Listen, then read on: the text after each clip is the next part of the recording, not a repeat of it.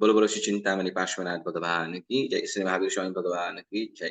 मंगलम भगवान विभो मंगलम गौतम प्रभु मंगलम स्थूलिभद्रात्या जैन धर्मोस्तु मंगलम अंगूठ्यामृत वशैलप्रितना श्री गुरु गौतम स्वामी वांछित फल।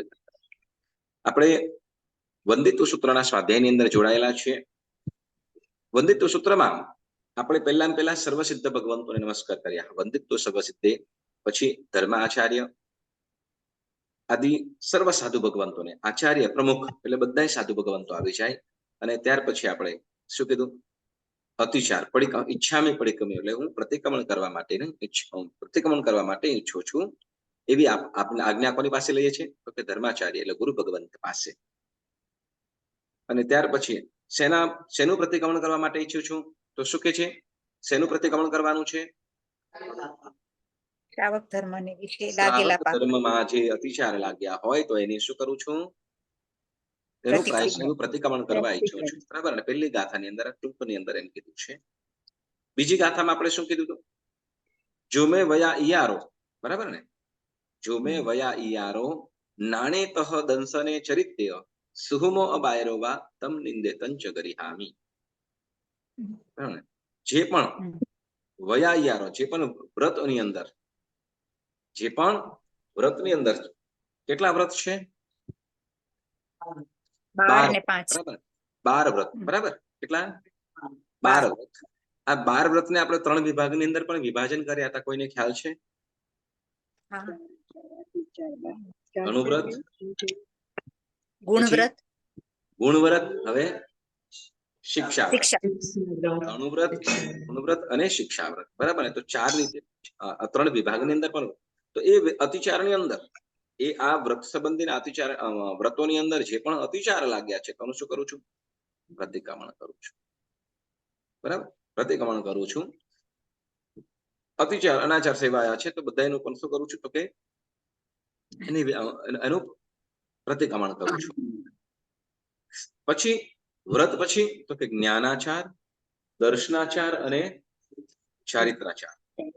જ્ઞાનાચાર, દર્શનાચાર અને ચારિત્રાચાર સંબંધી કીધું।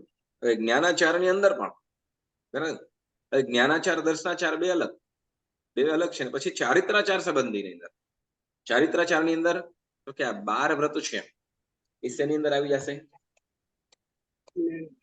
ચારિત્રાચારમાં। શેમાં? ચારિત્રાચારની અંદર। બાકી એમ તો કે આપણું જીવન ચરિત્ર, આપણું જીવન છે એક પ્રકારનું ચરિત્ર કીધું, બરાબર ને? આપણે જે પાપથી વિરમીએ છીએ શું? તો કે સમ્યક ચારિત્રનું પાલન અર્થે, બરાબર? સમ્યક ચારિત્રના પાલન અર્થે આપણે શું કરીએ? તો કે આપણું આ 12 વ્રત કીધા, 12 વ્રત છે પાપોની અંદરથી આપણે બચી શકીએ અને આત્માનું પુષ્ટિ કરીએ। એટલે 12 વ્રતની અંદર અણુવ્રત છે પાપોનો છે ને ત્યાગ પણ કીધું। વળી શું? તો કે અટકી શકીએ, કેટલાકનો ત્યાગ કરવાનો છે, કેટલાક અટકી જવાનું છે ને કેટલાકનો પછી વારંવાર એનું આરાધન કરવાનું છે। જેમ કે તપ પણ કીધું, સામાયિક પણ કીધું, બરાબર? સામાયિક છે, પછી બૌષધ છે, દશાવગાસિક છે, અતિથિ સંવિભાગ વ્રત છે। તો આ વ્રતો સંબંધી પણ એ વ્રતોના તે વખતે આપણે વાતો કરીશું। કેટલાક કરવાનું, કેટલુંક અટકવાનું છે, કેટલાક પ્રમાણમાં આવી જવાનું છે ને કેટલુંક તો કે આરાધન કરવાનું છે। ત્રણેય રીતે ચારિત્રની વાતો છે, બરાબર? એ નાણે તહ દંશને ચરિત્ય સુહુમો અબાયરોવા, સૂક્ષ્મ અને બાદર। સૂક્ષ્મ એટલે શું? ના દેખાય એવું, આંખેથી ના સૂક્ષ્મ એટલે દેખાય। આપણે જીવ વિચાર કે એને જીવ વિચારને આપણે વંદિત્વના સ્વાધ્યાયમાં છે। સૂક્ષ્મ જે જોવાય ને એ જીવ વિચારની અંદર જીવો સંબંધી વાત હતી। સૂક્ષ્મ એટલે શું? હવે વંદિત્વ સૂત્રમાં શું કે છે? સૂક્ષ્મ એટલે હા, જે આપણી જાણ બહાર છે, નાનકડું જાણતા, જે જાણ બહાર છે, આપણને ખ્યાલ નથી, તો એને સૂક્ષ્મ કીધું, બરાબર? અને બાદર જે નથી જાણતું, જે જાણીએ છે। બાદર એટલે જે જાણી શકાય છે, જે જાણીએ છે, જાણી શકાય છે તેવા, બરાબર? તો એવા પણ અતિચાર કંઈ પણ એવા પ્રકારનું પણ પાપનું સેવન થયું હોય, અતિચારો લાગ્યા હોય તો એનું પણ શું કરીએ છીએ? તો તેનું શું કરીએ છીએ? પ્રતિક્રમણ। તેનું આપણે શુભમો બાયરવા તમ નિંદે તંચ, તેની હું નિંદા કરું છું, તેની હું નિંદા કરું છું, બરાબર? અને ગરહા કરું છું। ગરહા એટલે ગુરુ સાક્ષીએ ગુરુ સાક્ષીએ એ પાપને પ્રકાશવું કહેવું તો એને ગરહા કહેવાય છે, બરાબર ને? જો કે નિંદા આત્મ સાક્ષીએ નિંદા કરીએ છીએ, બરાબર ને? જો દુષ્કૃતની નિંદા હોવી જોઈએ કે દુષ્કૃતની અને નિંદા કોની તો કે સ્વયંની. કોની? પોતાની. સ્વયંના પાપોની નિંદા, અન્ય કોઈની પણ નિંદા કરવાની નથી. સાંભળજો, કોઈ પણ કોઈ બીજું પણ પાપ કરતું હોય, બરાબર, બીજું કરતું હોય તો એની આપણે નિંદા શું તો કે હા એને યોગ્ય કાર્ય કરતો હશે એટલે શું કે છે નિંદા કોની કરવાની છે અહીંયા? સ્વયંના પોતાના આપણાથી સેવાયેલા જે પાપ છે, દુષ્કૃત્ય છે એની નિંદા. અન્ય કોઈ પણ જીવની નિંદા કરવાની નથી, બરાબર? આપણે આનાથી ઉલટું થઈ જાય કે સ્વયંના પાપો હોય તો છુપાવવાનું, અન્યની નિંદા, તો એ નિંદાનો પાપ પાછું.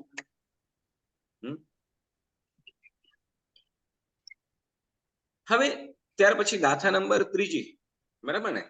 ગાથા નંબર 3 એમાં શું હતું? દુવિહે પરિગહમ્મી સાવજ્યે બહુવિહે આરંભે કારાવણ્ય કરણે પડિકમે દેશીયમ સબ. બરાબર? દુવિહે પરિગહમ્મી, બે પ્રકારના પરિગ્રહ કીધા, બરાબર ને? પણ બે ની અંદર આપણે 3 કીધા હતા. કોઈને ખ્યાલ છે બે પ્રકારના પરિગ્રહ કેવી રીતે? સચિત અને અચિત. ચાલો, બરાબર. સચિત અને અચિત આ બે પ્રકારનો પરિગ્રહ. સચિત પરિગ્રહ એટલે શું અને અચિત પરિગ્રહ એટલે શું? અચિત એટલે જેમાં જીવ રહેલો છે, બરાબર ને? જેમાં જીવ રહેલો છે એવી એનો પરિગ્રહ, બરાબર ને? જેમ કે નોકર, ચાકર, ઢોર, પશુઓ, બરાબર? આ વસ્તુઓ છે, બરાબર? જેમ પશુઓ છે કે પ્રાણીઓ વગેરે છે, તો એનો પણ રાખ્યું હોય તો એ પણ શું કહેવાશે? પરિગ્રહ. સચિત પરિગ્રહ કહેવાય છે. શું કહેવાશે? સચિત પરિગ્રહ. સચિત પરિગ્રહ એટલે જેનામાં જીવ ના હોય. હા, જેમાં જીવ નથી. ધન, સંપત્તિ, મની, પૈસા, સોનું, ચાંદી, ઘર, જમીન આદિ વગેરે જે છે, જે પ્રોપર્ટીઝ, એને શું કહેવાશે? અચિત પરિગ્રહ. શું કહેવાશે? અચિત પરિગ્રહ. સચિત ની અંદર જેમાં જીવ છે તે, બરાબર ને? અને અચિત ની અંદર જેમાં જીવ નથી, જેમ કે ઘર છે, ગાડી છે, બંગલા છે, કે સોનું છે, ચાંદી, પૈસા છે, રત્નો વગેરે છે, તો આ બધું શું કહેવાશે? અચિત પરિગ્રહ. બરાબર ને? બોલો, બંને ઉપાધિમાં નાખે કે નહીં? બંને ઉપાધિમાં નાખે કે નહીં?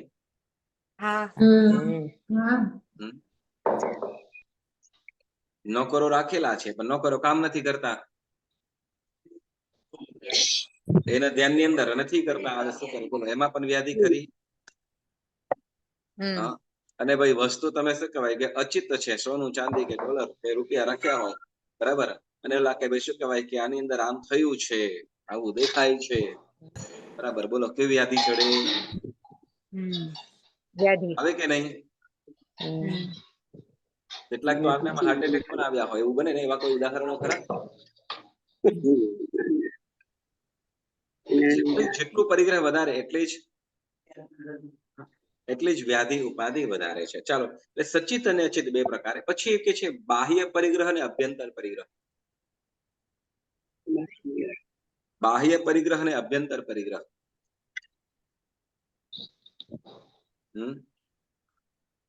કોઈને ખ્યાલ છે? હા, એ સચિત અચિત આવી જાય એમાં. બાહ્યમાં શું આવશે? તો કે આ જે સચિત અચિત કીધું એ બાહ્ય પરિગ્રહ, બરાબર? ધન, સંપત્તિ, પશુ આદિ વગેરે, તો એ શું કહેવાશે? બાહ્ય પરિગ્રહ. જે સચિત અચિત કીધું. તો પછી અભ્યંતર પરિગ્રહ શું?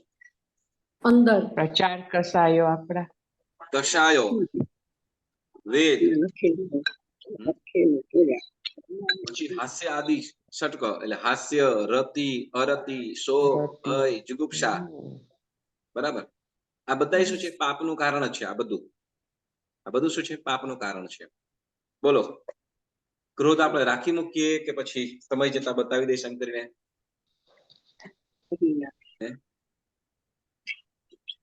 ખરું કે નહીં?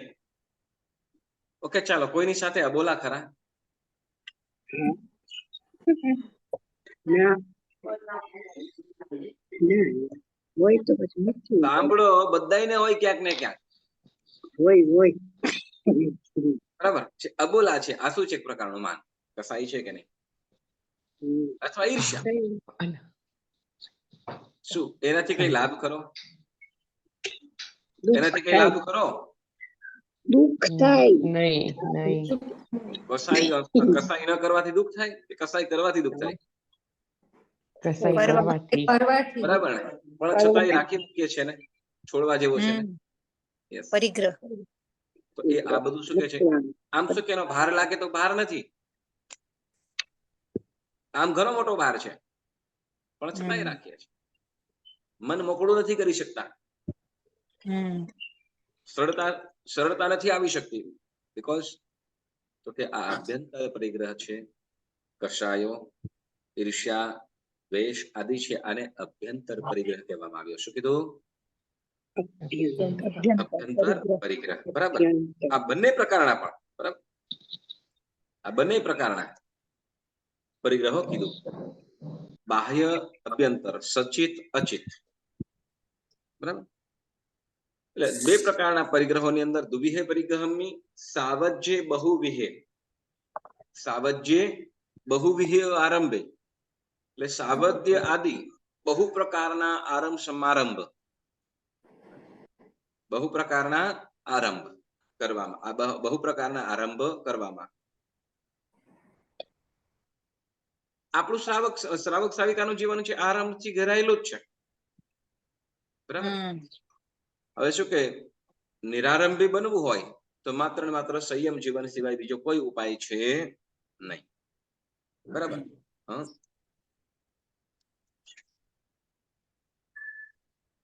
એટલે શું કે છે? બહુવિહ આરંભે કારાવણે અકરણે. બરાબર ને?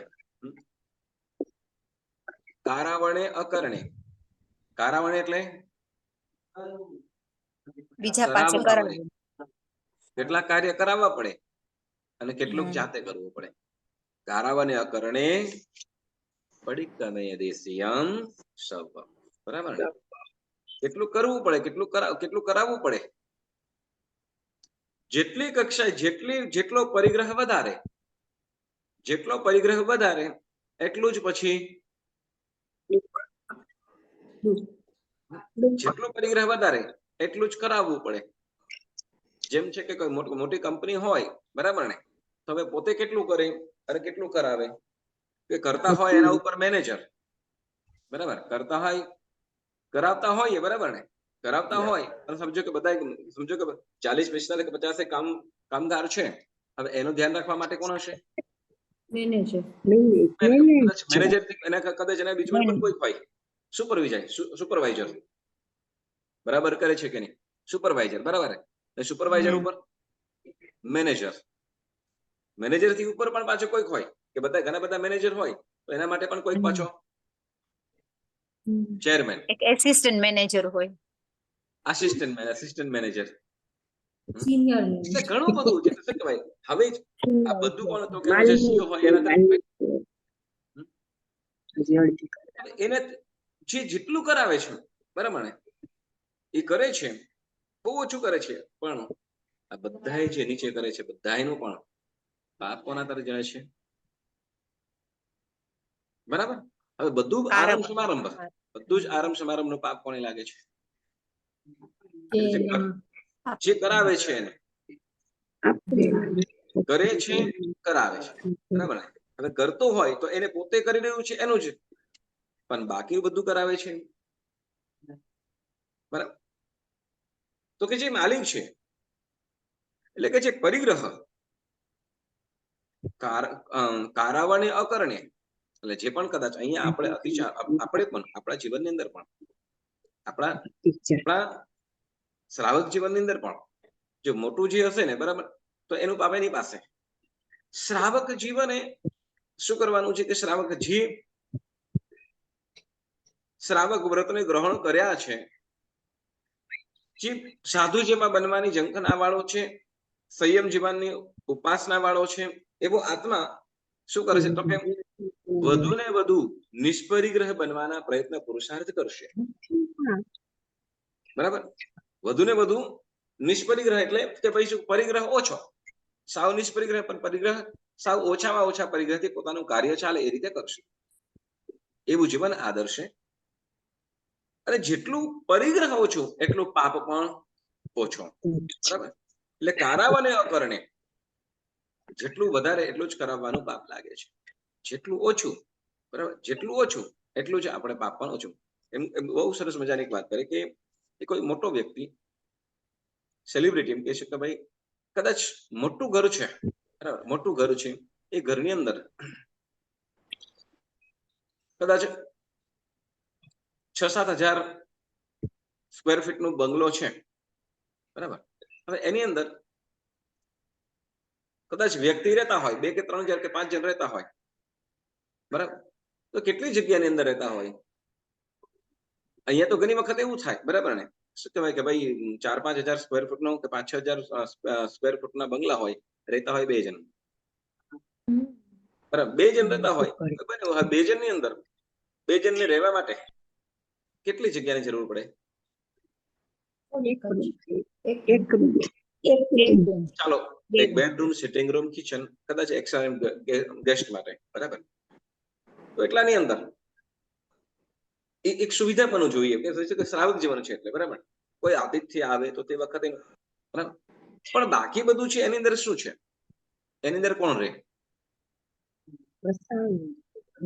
વધારાનું છે પણ એમાં રહે કોણ? તો કે શું, તો કેમ કે એ જે રહેતો હોય, જેનું છે એનો અહમ રહેતો હોય, મારું ઘર છે આપણું તો આ મોટું છે, આ બધું એનો અહમ રહેતો હોય.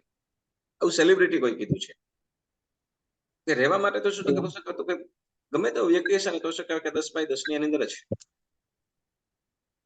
10x10 ની અંદર એ સંતોષથી રહી શકે એમ છે, સંતોષ જીવન હશે તો. પણ શું તો કે મોટા મોટો જે છે તો એનો અહમ પોસાતો હોય છે, અહમ રહેતો હોય છે, બાકી કાંઈ નથી. બરાબર.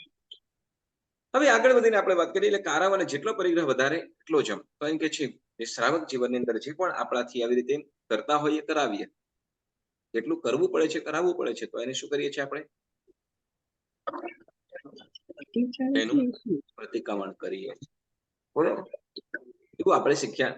અને હવે છે ને ગાથા નંબર 4, ગાથા નંબર 4 આપણા સ્વાધ્યાયની અંદર જોડાય. કઈ ગાથા છે? જમબદ્ધ મિંદી એહિમ જોહિમ કસાએહિમ અપસત્યેહિમ રાગેણવ દોષેણવ તમ નિંદે તંચ ગરિહામી.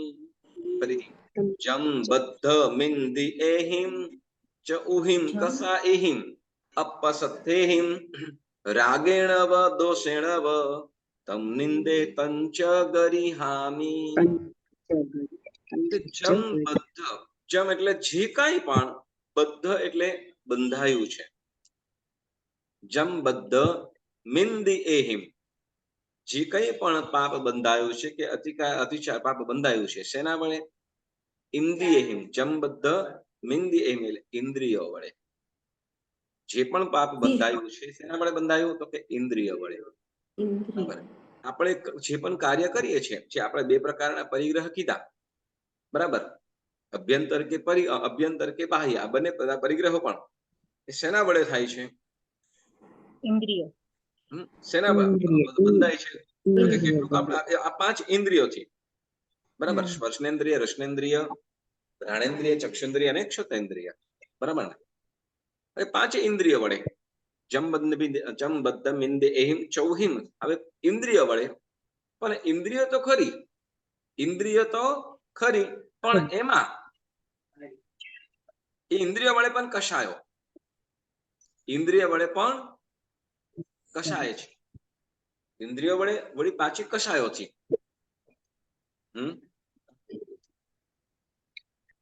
કશાયો, બરાબર ને? ઇન્દ્રિય, હવે ઇન્દ્રિય છે, બરાબર ને? ઇન્દ્રિય, તો ઇન્દ્રિયની અંદર પણ 4 કશાયો. જેમ ચક્ષુ છે તો ચક્ષુ પર પણ શું કહેવાય કે એને પણ ક્રોધમાન વગેરે આવી શકે છે. એમાં કેટલીક વસ્તુને આપણે સમજી શકીએ, કેટલીક વસ્તુને ના સમજી શકીએ, બરાબર. જેમ શું કહેવાય કે ગુસ્સો હોય ને, આંખેથી ગુસ્સો આપણે બતાવી શકીએ કે નહીં અનિશભાઈ? આંખેથી ગુસ્સો બતાવી શકાય કે નહીં? ક્રિયા બોલો કસાય પ્રગટ થાય છે અને લાલ આંખ થઈ જાય તો એવી રીતે શું કહેવાય કે આંખોથી પણ જેમ શું કહેવાય સ્મિત પણ હોય, સ્મિત ખુશી હોય એ પણ જાહેર આંખોથી પણ થતી હોય. તો જેમ એટલે ચારેય કસાયો વડે, 5 ઇન્દ્રિય વડે, હવે 5 ઇન્દ્રિય પાછું જો કે 4 કસાયો વડે.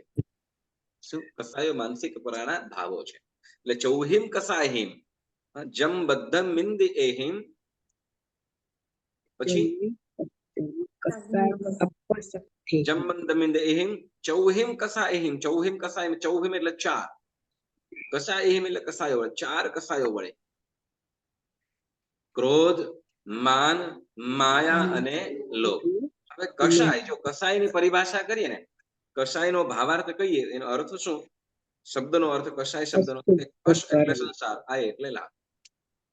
કશ એટલે સંસાર, આય એટલે લાભ. જે સંસારનો વધારો કરે, જે સંસારનો વધારો કરે તેને શું કહેવાય? કસાય. બરાબર. તો કસાય જરૂર ખરો કે નહીં? સંસારનો વધારો કરે ભાઈ. કસાયનો વધારો કરે એટલે તો કે જન્મ મરણની જંજાળની અંદર નાખે. બોલો, જવું છે અનેક પ્રકાર. જન્મ અને મરણ હોય એટલે ત્યાં શું કહેવાય? રોગ પણ હોય, બીમારી પણ હોય, ગરીબી પણ હોય, શું કહેવાય? બધું જ હોય. આદિ વ્યાધિ ઉપાધિ બધું જ. એટલે એ જન્મ મરણની જંજાળની અંદર નાખે. જ્યાં જન્મ છે ત્યાં ઉપાધિ પણ છે જ. એટલે જે સંસારનો વધારો કરે છે એ કસાય. કસાય ભાવ કસાયો વડે કરીને, એટલે 5 ઇન્દ્રિય વડે કરી, વળી કસાયો વડે કરીને પછી શું કે છે? અપસત્થિહિમ. અપસત્થિહિમ એટલે અપ્રશસ્ત. ચૌહિમ કસાહિમ અપસત્થિહિમ, અપ્રશસ્ત. અપ્રશસ્ત એટલે જો સસ્ત એટલે વખાણવું. સસ્ત એટલે વખાણવું અથવા લાગવું. એમ કે છે લાગવું એટલે વખાણ કર્યા છે. પણ કોણ વખાણ કર્યા છે? તો કે સુજ્ઞ સારા વ્યક્તિઓએ પ્રશંસા કરી છે, એને સસ્ત કહેવાય. હવે પ્ર એટલે એકદમ પ્ર કરતા ઉત્તમ. આપણે કહ્યું વિચાર, સુવિચાર. વિચાર કહીએ વિચાર, બરાબર, વિચાર. સુવિચાર શું લગાડી દીધું? શું થયું? સારો વિચાર, એકદમ ઉત્તમ વિચાર. બરાબર. જેમ કે સુવિચાર, ઘણી વખત ઉત્તમ વિચાર એવું પણ કહેતા હોઈએ. બરાબર કે નહીં? તો બધે ઠેકાણે ને લાગે પાછું શું? જેમ કે વિચારમાં શું લગાડો બરાબર છે, પણ વર આગળ શું લગાડો તો ના બને. એમ શું કહે? વર આગળ શું ન લગાડાય? કન્યા સુકન્યા એમ કહી શકાય, પણ વર આગળ શું ન લગાડી શકાય. એટલે જ્યાં એવી રીતે સસ્ત એટલે વખાણવા લાયક, સસ્ત એટલે વખાણવા લાયક, યોગ્ય. અને હવે ત્યાં પ્ર એટલે પ્રપણ, ઉત્કૃષ્ટની, વિશેષ માટે. જેમ વિચારમાં સુવિચાર કીધું, બરાબર ને? તો સસ્ત એટલે પ્રશસ્ત. સંસ્કૃતની અંદર અને પ્રાકૃતની અંદર ઉપસર્ગ આવે એટલે આગળથી છે. તો પ્રશસ્ત એટલે વિશેષ એ થઈ ગયા. બરાબર. તો હવે અહીંયા શું કે છે? અપ્રશસ્ત. અપ્રશસ્ત. હવે અલાગ્યો એટલે શું થયું? તો કે યોગ્ય નથી. યોગ્ય, બરાબર ને? યોગ્ય એટલે શું? યોગ્ય એટલે શું કહેવાય? બરાબર. પણ એની આગળ અ લાગી જાય પછી શું થઈ જાય? લાયક નથી, અયોગ્ય. કોઈ પણ રીતે આ સારું નથી, નોટ રાઈટ. બરાબર. જેમ અ લાગ્યો અને શું થયું?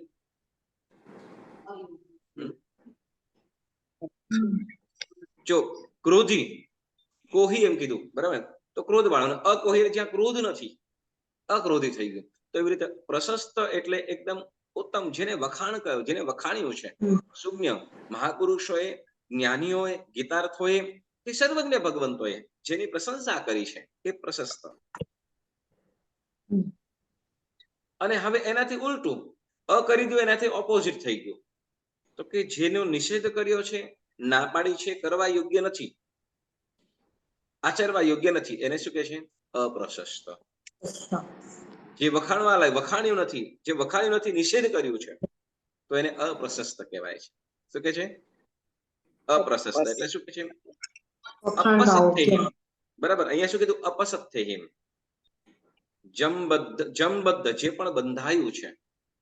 નિંદ્રિયહીન શું બંધાયું? તો કે પાપ બંધાયું છે. તો કે ઇન્દ્રિય વડે, જે પણ ઇન્દ્રિય વડે, વળી કષાયો વડે, અપ્રશસ્ત ભાવો વડે, અપ્રશસ્ત ભાવો વડે. હવે કેવી રીતે તો કે પાપ થાય છે? તો રાગેણવ દોષેણવ.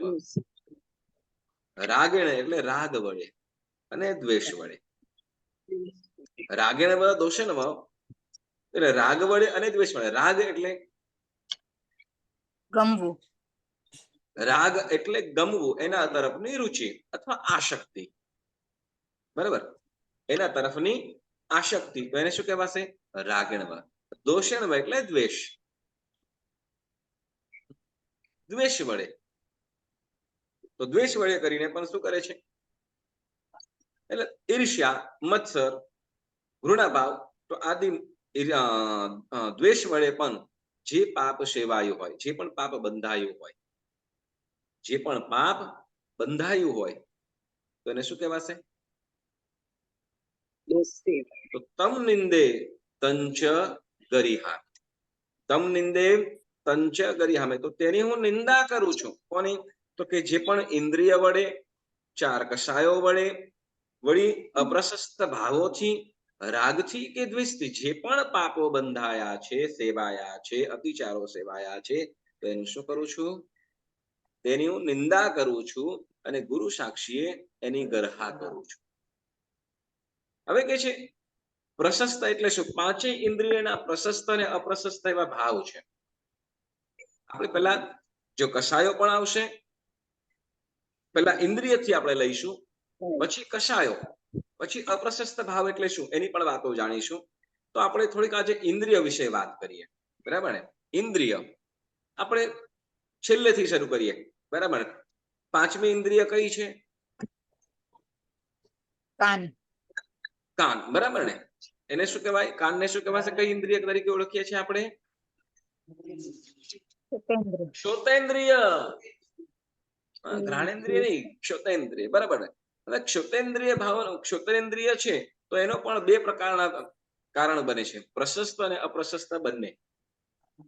પ્રશસ્ત અને પ્રશસ્ત બંને રીતે થાય છે. બરાબર, તો કે આપણાથી બંધાય તો છે, પાપ બંધાય છે અને સારું પણ થાય છે. સારું અને ખરાબ બંને કાર્ય થાય છે. સારું અને ખરાબ બંને થાય છે. ક્ષોતેન્દ્રિય માટે એમ કે છે, બરાબર ને, કે ભાઈ આપણે સારું શ્રવણ કરીએ, સારું શ્રવણ કરીએ, જેમ કે ધર્મ સ્વાધ્યાય કરીએ છીએ, ગુરુ ભગવંતોનું પ્રવચન સાંભળીએ છીએ, મહાત્માના ઉપદેશ સાંભળીએ છીએ, કે પરમાત્માની ગુણસ્તુતિ આદિનું શ્રવણ કરીએ છીએ, તો એ પ્રશસ્ત ભાવ થયો. શું થાય છે? એને પ્રશસ્ત. પ્રશસ્ત એટલે જે જીનવાની આદિનું શ્રવણ કરવું છે, આત્માને હિતકારી બને એવા શબ્દોનું શ્રવણ કરવું, એવું શ્રવણ કરવું, એને શું કહેવાશે? પ્રશસ્ત. શું કહેવાશે? ક્ષોતેન્દ્રિયનો પ્રશસ્ત ભાવ. બરાબર, એટલે પ્રશસ્ત ક્ષોતેન્દ્રિય. પ્રશસ્ત એટલે જે હિતકારી છે, આત્માને આત્મા માટે હિતકારી છે. હવે એ જ રીતે અપ્રશસ્ત ક્ષોતેન્દ્રિય શું થશે?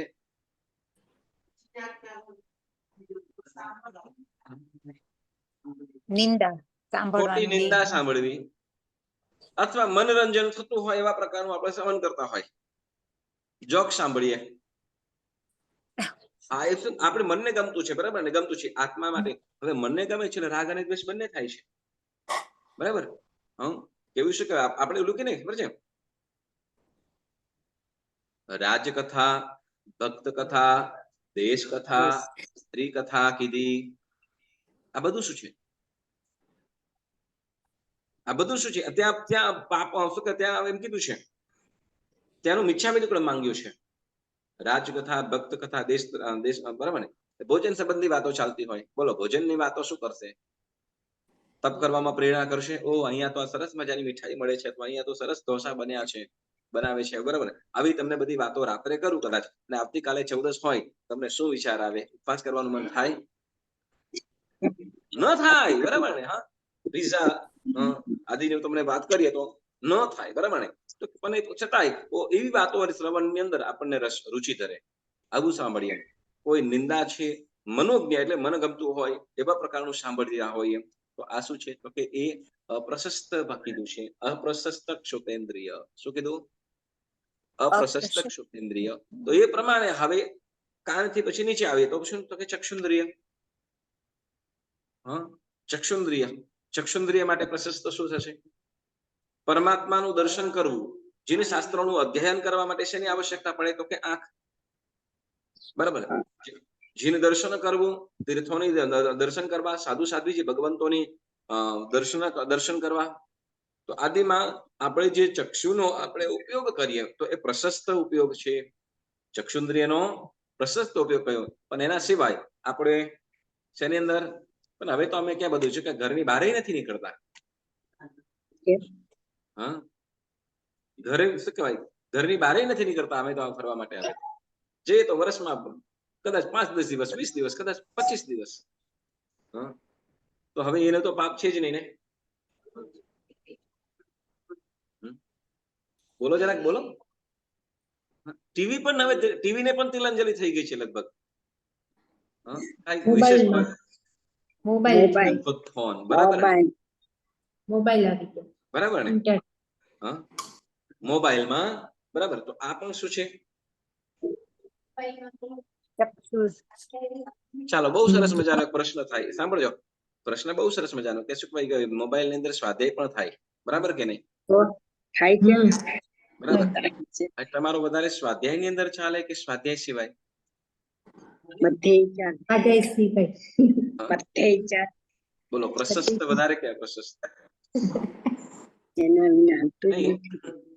જો એક વસ્તુ છે કે આ સાધનોથી ઘેરાયેલા છે આપણે. જો સમજો કે મોબાઈલ ન હોય તો પછી એક ભાઈ ઘણી વખત બોલતો હોઉં છું યાર આ વાક્ય તો, હા, કે શું કે નેટ બંધ હોય કે નાક ભૂંગળા મન સરખી. નાક બંધ હોય કે નેટ, શરદી થઈ ગઈ, શ્વાસ ન લેવાતો હોય અને તે વખતે એને ગુંગળામણ થતી હોય. અત્યારે કે નેટ બંધ હોય એટલે એવી ગુંગળામણ થઈ જાય ને એને ચેન પડે કોઈ જાતનું. તો એક આ શું છે, આ એક શું કે પરિગ્રહથી આ એક એવા પ્રકારના સાધન થઈ ગયા છે કે સ્વાધ્યાય માટે જો શું કહે છે તો કે ગુરુ ભગવાન તો કે છે શું કે આ બધું એના પાછળ શું કહેવાય, આ ઓનલાઈન વગેરે પર આવવા પાછળનું કારણ જ આ છે શું તો કે હવે પુસ્તકો તરફ કોઈ વળતું નથી. જેથી કરીને ગમે તે રીતે, અને સમજો કે ન કરે તો શું કહેવાય કે મારા શબ્દ કદાચ ન આવે એ રીતે ન સંભળાવવાનો સમજાવવાનો પ્રયત્ન કરે એટલે ગુરુ ભગવાન આ ન છૂટકે એક શ્રાવકો માટે કરવું પડે છે. સાધુ ભગવાન તો કોઈ પણ એમ નથી કહેતા કે તમે આમ કરજો, આનો ઉપયોગ કરો, ના. પરંતુ છતાં ગમે તેમ હવે શું તો કે ગમે તે રીતે ધર્મ ભાવને તો જોડવા માટેના એક આ પ્રયાસો છે. બરાબર. એટલે ચક્ષુન્દ્રિયનો, બરાબર, અને જેમ તીર્થ દર્શન, સાધુ સાધ્વીજી ભગવંતોના દર્શન કરવા, પરમાત્માનું દર્શન આદિ પ્રશસ્ત ક્ષુતેન્દ્રિય, ચક્ષુન્દ્રિય, અને એનાથી ઓપોઝિટ એટલે જે પાપનું કારણ બંધે. બરાબર ને. જે શૃંગાર જોવા, વિજાતીય દર્શન, મને ગમતા એવા પદાર્થો કે એવા દ્રશ્યો જોવાનું, તો આને શું કહેવાય છે? અપ્રશસ્ત. બરાબર. અપ્રશસ્ત ચક્ષુન્દ્રિય. પછી કે છે ઘ્રાણેન્દ્રિય. ઘ્રાણેન્દ્રિય. હવે ઘ્રાણેન્દ્રિય એટલે નાક શું કરે? સુગંધ. બરાબર. હવે એવા પ્રશસ્ત અને અપ્રશસ્ત કેવી રીતે આવે? તો કે જો પરમાત્માની દર્શન પૂજા માટે ઉપકરણ શું કે સુગંધિત દ્રવ્યોથી પરમાત્માની સેવા પૂજા કરવી, તો એના માટે કદાચ એ કરતા હોય. બરાબર ને. કે ના આ ઉત્તમ છે તો એને શું કહેવાય વિશેષ આ છે. તો એવી રીતે જે એ સુગંધ માટે જે કરતા હોય છે તો શું કહે તો કે નાકનું પ્રશસ્ત ભાવ છે. પણ ક્યાં એનું રીઝન શું છે? તો કે ઉત્તમ પ્રકારે કરવું, ઉત્તમ સુગંધિત દ્રવ્યોથી કર્યું. જેમ બરાસ છે, પુષ્પ છે, કસ્તુરી છે આદિ. પણ શેના માટે? ભક્તિ અર્થે. શેના માટે? ભક્તિ અર્થે. પણ એની જગ્યાએ શું તો કે પોતાના વિલેપન માટે. વિલેપન એટલે મેકઅપ. વિલેપન એટલે મેકઅપ. બરાબર. તો અહીંયા શું કહેવાય, પરફ્યુમ છે કે સુગંધી શરીર માટેની શોભા, ટાપટી, શૃંગાર વગેરે. તો આ માટે જે કરવામાં આવતું હોય તો અને એના માટે જે દ્રવ્ય સૂંઘવાના હોય તો એને શું કહેવાય છે? અપ્રશસ્ત ક્ષુતેન્દ્રિય. તો એવી રીતે રસનેન્દ્રિય પણ. રસનેન્દ્રિય એટલે ચાખવાનું. બરાબર. સ્વાદિષ્ટ. ધાર્મિક ભક્તિ કે સાધુ સાધ્વીજી ભગવંતો માટે એમને યોગ્ય આહાર, એમને યોગ્ય આહાર એટલે ભક્તિ અર્થે જે આપણે યોગ્ય આહાર વગેરે કરીએ અને એના માટે સ્વાદ ચાખવો પડે, તો એના માટે કરીએ તો એને શું કહેવાય છે? પ્રશસ્ત. બરાબર ને? કેમ? ત્યાં વ્યાવચ છે અને ભક્તિ છે. વ્યાવચ છે અને ભક્તિ છે, ત્યાં પ્રશસ્ત કીધું. પણ પોતાને આજે આ સારું નથી બન્યું, આના અંદર આમ હોત તો સારું, આદિ આપણે જે દ્રવ્યો જીભનો ઉપયોગ કરતા હોઈએ તો એને શું કહેવાય છે? અપ્રશસ્ત. આના કરતા તો આ સારું, અથવા આ ખરાબ છે, આવા વિચાર પોતાના અર્થે. બરાબર? જો બંને વસ્તુ કાર્ય સરખું છે, શું તો કે ઓલી બાજુ પણ ચાખે છે અને આ પણ ચાખે છે અથવા વાપરે છે, પણ એક બાજુ ભક્તિ છે. બરાબર?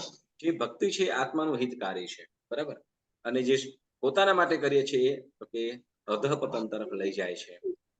એને અધઃપતન તરફ લઈ જાય. અધ એટલે નીચે, જે પતિત પાડે છે તો એને શું કહેવાય છે? અપ્રશસ્ત. તો એવી રીતે સ્પર્શનેન્દ્રિય પણ પ્રશસ્ત અને અપ્રશસ્ત. કે એના સ્પર્શ વડે કે સાધુ સાધ્વીજી ભગવંતોને આ બધું અનુકૂળતા રહેશે. અનુકૂળતા હશે તો વધુ સુખે સંયમ જીવન જીવી શકે. ખ્યાલ આવ્યો? આપણે અનુકૂળતા હશે જેમ વસ્ત્ર પાત્ર વગેરે, વસ્ત્ર પાત્ર વગેરે, તો આ હશે તો એમને વધારે અનુકૂળ રહેશે. આ હશે તો કદાચ વધારે તકલીફ થાય. તો શું તો કે ભક્તિ અર્થે સાધુ સાધ્વીજી ભગવંતોની કે પરમાત્માની ભક્તિ અર્થે જે વધુ ને વધુ સ્પર્શ મળે એટલે આ વધારે સારું. આ પ્રશસ્ત મળે એટલે ભક્તિ અર્થે આત્માને હિતકારી એવું આપણે એના માટે આ જેમ શું કહેવાય કે ભાઈ સ્પર્શનેન્દ્રિય છે. હવે સમજો કે ચાય ઠંડી છે કે ગરમ છે, કે દૂધ ગરમ છે કે ઠંડુ છે, હવે એ બોરાવું છે કે આપવું છે. બરાબર? તો એને શું થશે? આપણે સ્પર્શનેન્દ્રિયથી આપણને ખ્યાલ આવશે ને, સ્પર્શનેન્દ્રિયથી આપણને ખ્યાલ આવશે. બરાબર? હવે એ જ વસ્તુ સાધુ સાધ્વીજી ભગવંત કે સાધર્મિક ભક્તિની અંદર આપણે એના માટે ઉપયોગ કરીએ તો એ શું થયું? પ્રશસ્ત. પણ એ જ વસ્તુ શું તો કે પોતાના માટે કરીએ તો શું? આ તો સાવ ઠંડુ થઈ ગયું છે, આમ કરીને શું કે બધું આપણે કરતા હોઈએ તો ત્યાં અપ્રશસ્ત ભાવ. બરાબર? એટલે પોતાના માટે, બરાબર, પોતાના માટે જે અધઃપતન કરે, દ્વેષનું કારણ બને એવું થતું હોય તો ત્યાં શું કે છે? અપ્રશસ્ત. શું કે છે? પ્રશસ્ત. અપ્રશસ્ત જ્યાં પોતાનું અધઃપતન થાય એવું હોય. ઠંડી રોટલી નહીં ચાલે. હા, તો જેમ આ પાંચે ઇન્દ્રિય છે. બરાબર ને? પાંચે ઇન્દ્રિય છે પ્રશસ્ત અને અપ્રશસ્ત ભાવ કીધા. કેવા? પ્રશસ્ત. એમાં પ્રશસ્ત છે એમાં કોઈ પણ પ્રકારનું પાપ નથી એમ કે છે. પ્રશસ્ત છે એમાં કેમ કે ત્યાં તો કે કદાચ તે આપણે દેખીતો તો પાપ દેખાય, એમ દેખીતું તો કરીએ છીએ ને એ પણ કરે છે ને, તો કે હા કરે છે, પણ ત્યાં ભાવો બદલાઈ જાય છે. ભાવો બદલાઈ જાય છે. બરાબર? અને અહીંયા કીધું અપ્રશસ્ત ભાવ. શું? અપસત્તેહિમ. શું કીધું? અપસત્તેહિમ એટલે અપ્રશસ્ત ભાવો વડે. બરાબર? એટલે અપ્રશસ્ત ભાવ વડે જે પણ થયું હોય તો એની આપણે નિંદા કરીએ છીએ અને ગ્રહ કરીએ છીએ. હવે ચાર કષાયોની અંદર, ચાર કષાયોમાં પણ પ્રશસ્ત અપ્રશસ્ત આવશે. ચાર કષાયો છે એમાં પ્રશસ્ત અને અપ્રશસ્ત છે. રાગ અને દ્વેષ પણ છે. એક જ કાર્ય હશે. સાંભળજો, એક જ કાર્ય અહીંયા 80 થી વધારે, ઓછામાં ઓછા 80 સુધીનો તમને આ બતાવીશ આની અંદર. બરાબર? એક જ પાપ 80 પ્રકારે થાય. એક જ કાર્ય 80 રીતે થાય છે. બરાબર? તો કેવી રીતે? તો વિચાર હજી આપણે આવતી વખતે પણ હજી આ જ ગાથા ચાલશે. તો ચાર કષાયો પણ રાગ અને દ્વેષ અને પ્રશસ્ત અપ્રશસ્ત ભાવો છે અને વિસ્તારથી આપણે સમજવાનું છે. એટલે આ ગાથા કન્ટિન્યુ આવતી વખતે પણ ચાલશે. તો આજનો સ્વાધ્યાય સમય થઈ ગયો છે. આજનો સ્વાધ્યાય સ્થગિત કરું છું. જીનાજ્ઞા વિરુદ્ધ કંઈ પણ બોલાયું હોય તો મન વચન કાયાથી વિવિધે ક્ષામિકૃતમ ક્ષામિકૃતમ સર્વમંગલ માંગલ્યમ સર્વકલ્યાણકારકમ પ્રધાનમ સર્વધર્માણામ જૈનમ જયતિ શાસનમ જૈનમ જયતિ શાસનમ.